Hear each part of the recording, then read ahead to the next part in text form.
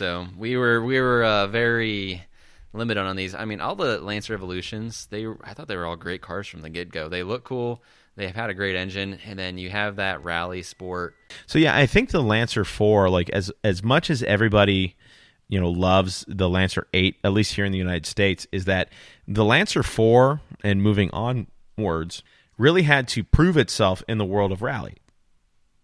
They all had to prove themselves in the world of rally. Yeah, but like eventually it got to the point where the Lancers were just known for being good cars, right? And they were producing well, but like they really truly had to prove themselves. And so 1997, WRC driver won the title in an Evo 4. So like they won the WRC manufacturer's title. And that's just Colin McRae did it. So it's just, they beat Colin McRae in his Subaru.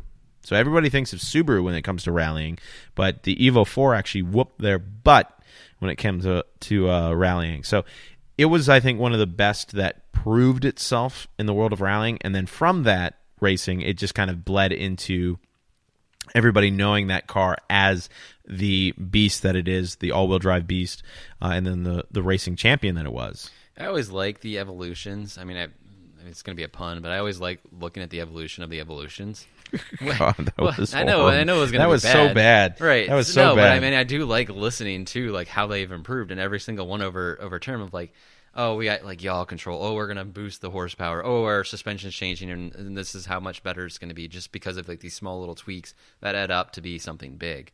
And like, hey, we're going to do this with our power, and how much they've gone and how much year over year they've improved. And I always thought that was like great. And then, you get up to the 8s, the 9s, and so forth. Now, I mean, these are the ones that we're able to have, and I absolutely adore those ones. But over the times, it's really cool just to see how that all accumulated to what it is. I do think, I mean, I like some of the earlier Lancers. I like some of the design language, including like the big, massive fog lamps that they had. But I do think in terms, and maybe it's, rally-inspired stuff. But I think because of having access to the 8, like I'm just not as keen on I think importing it's because when we got the Evos, that's what we were like, hey, here's the 8. And then it's like, well, these are all the other ones that we've had. But they're not as good because they're built over on top of each other. So it's just like, well, if I go down a year, then I'm going to be losing this. And if I go down another year. If you are a Lancer Evolution collector, you just got to. You got to import it now and get up to the 8 so you can get the 8, 9, and 10, have the final. The thing with these is only 9,000 of those were made. So it's finding a good one that hasn't been beat to. With any of these cars, I mean, I think we have to talk about specifically.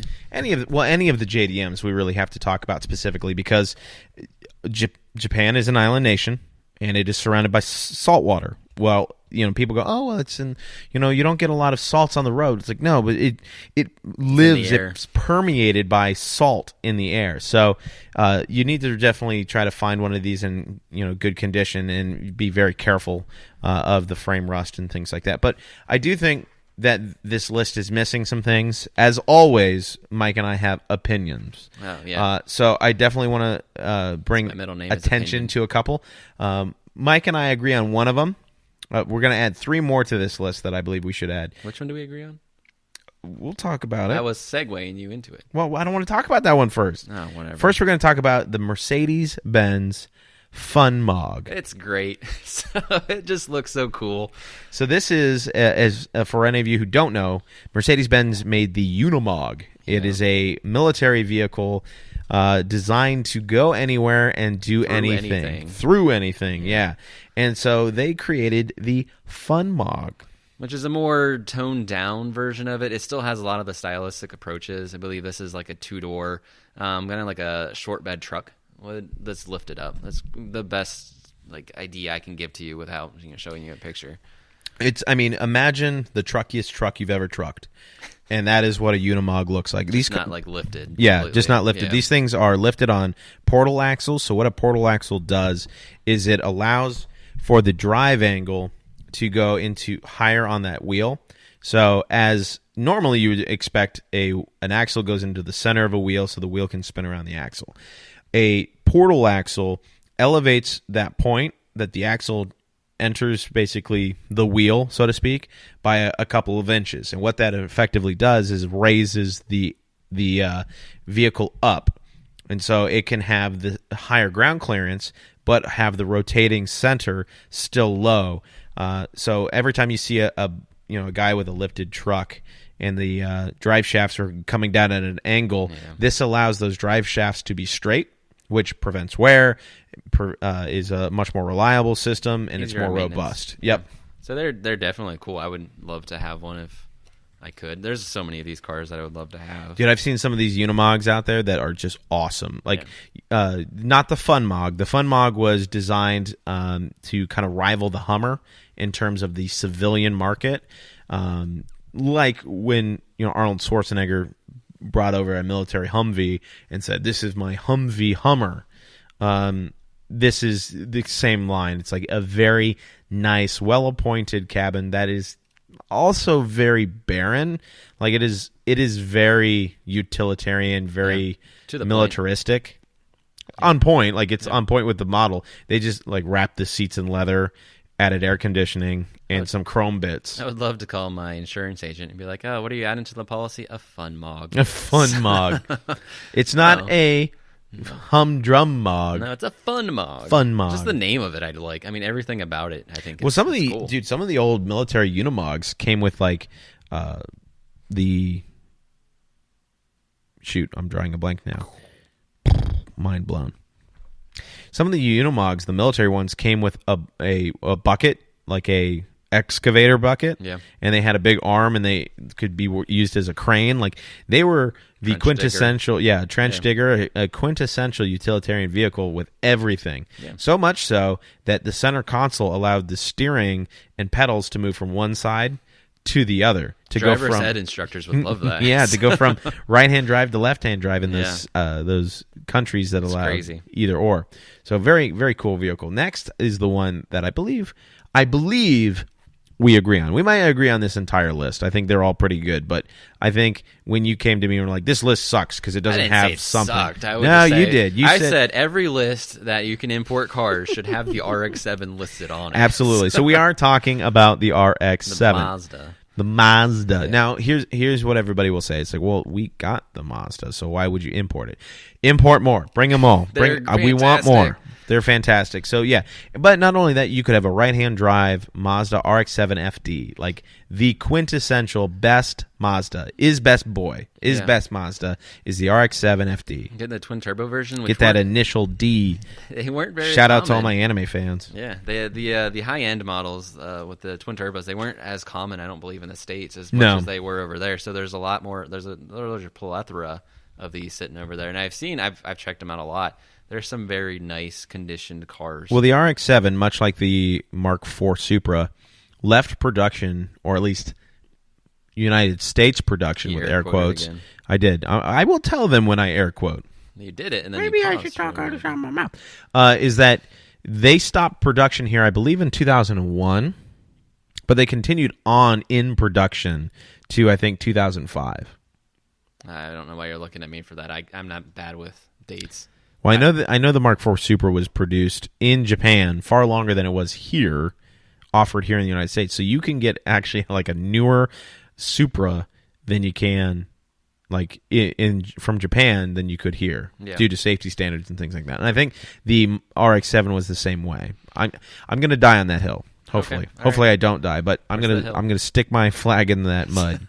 But I mean, either way, and like RX-7s, I feel like they're timeless cars too, with just their design and their look, and they look good now still, even being 25 years plus old. Yeah, and hopefully you can pick up like an unmolested version of like any of these cars. Like I would highly recommend trying to stick with a non-tuned, non-modified version of these cars.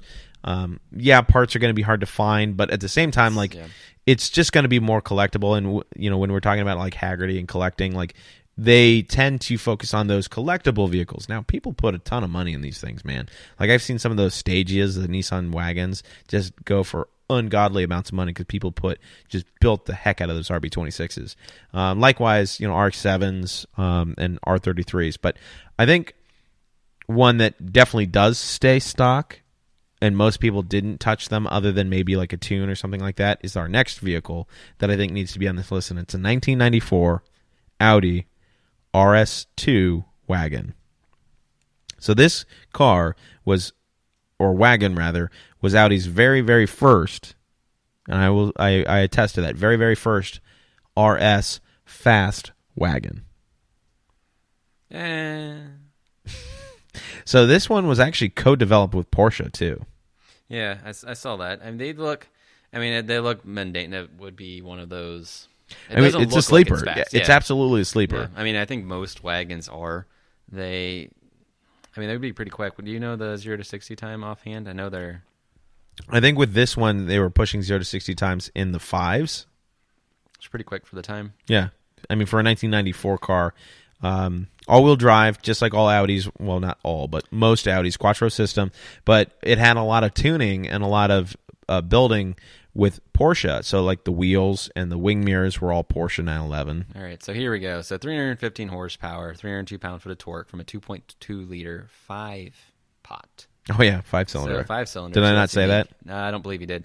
0 to 62 was 5.4 seconds. Yeah, mid-5s. Top speed of 160, so pretty quick still to its time. I mean, for crying out loud, my A6 does that 0 to 60 time. Actually, that's faster than my A6. This is probably less weight than your A6. Oh, definitely. But I guess this doesn't really move the needle for me a lot. I'm not a big Audi fan, partially why it doesn't really do a lot for me.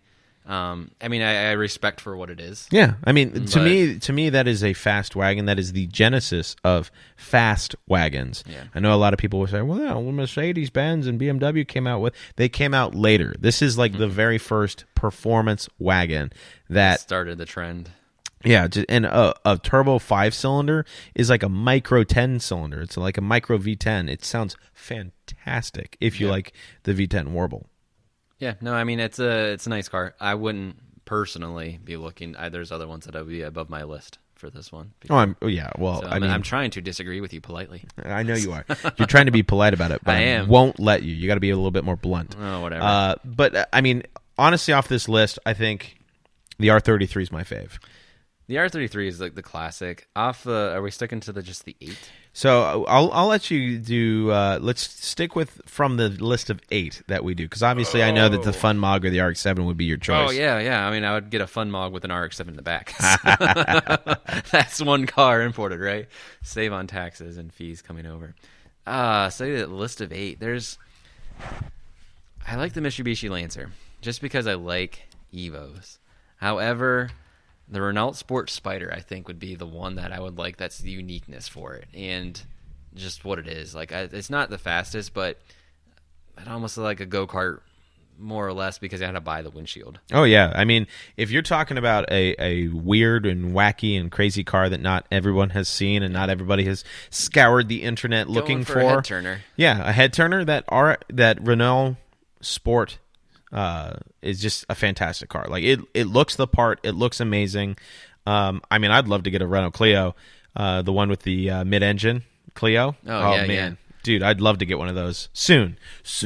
One other cars that I would just like to throw in here too is K cars. I like K cars. They're just so small and unique. I think they're neat. What? Anyways, K cars. You're not talking about the like GM K car, right? No, there's the Mazda one, the little guy. Oh, like the Honda Beat and all that stuff? Yeah. Okay. I gotcha. They're neat. Like the Cappuccino. Yeah. Dude, the Cappuccinos, yeah. If you've never seen what is Suzuki Cappuccino, go check that out. It makes a Miata look big. Go look at K cars. They're neat. Yeah.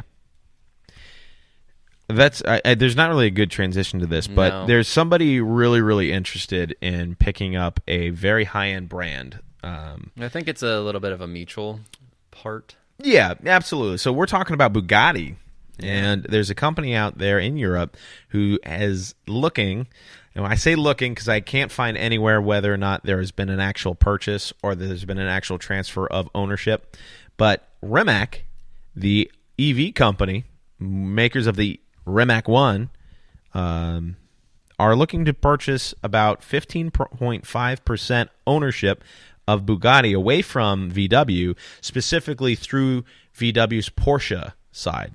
And I think part of this, too, is VW restructuring and their take on supercars outside of Porsche. They are looking more to move around a little bit. And I know their old CEO was big onto the supercars, and that's why Bugatti was like, hey, we're keeping Bugatti. It's awesome. We're going to continue to do that. I think from a more of a business side, how much they're